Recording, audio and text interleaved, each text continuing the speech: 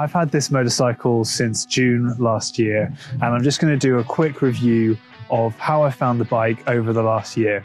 There are 5 R9T variants. This is the BMW Urban GS. It's based on the R80 GS, the first ever GS, the same GS that won the Paris-Dakar and potentially saved BMW Motorrad.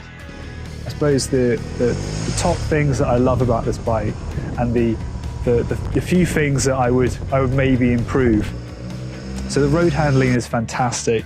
The center of gravity is very low for this bike, and it just twists and turns really easily. It comes with more road-going tires, or you can get these TKC80s. Both of them actually handle the road especially well. Bizarrely enough, the TKC80s are really quite grippy. They've got quite soft rubber on the outside, so they do handle quite well. This engine is the 2014, I think, oil-cooled engine from a GS. It's essentially, they've taken that 2014 oil-cooled generation engine and stuck it in a smaller frame. And then the rest of it is totally new.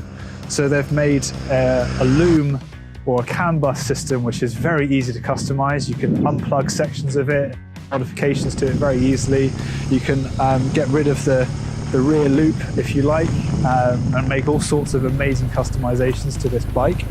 And it's very comfortable. So, I mean, the seat is a little bit on the narrow side, so you end up having to move yourself about a little bit, but because it's flat, you're constantly moving and that doesn't put too much pressure on you. So it actually works out pretty well. And there are a couple of things that I'd love to change.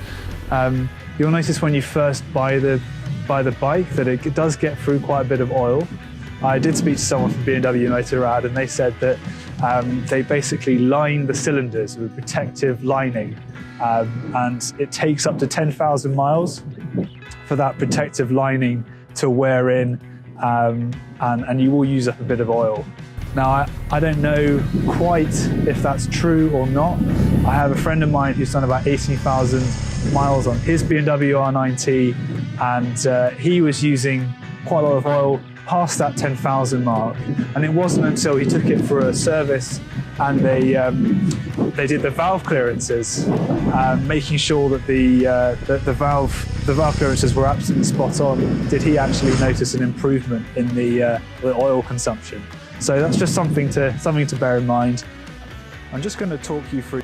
Anyway, I hope you enjoyed this video. I will be doing more videos in the future. I'm going to Morocco in April on this motorcycle, meeting a few friends who are flying into Ouarzazate, and I'll be doing a video diary of the trip. So make sure you tune in and watch my videos.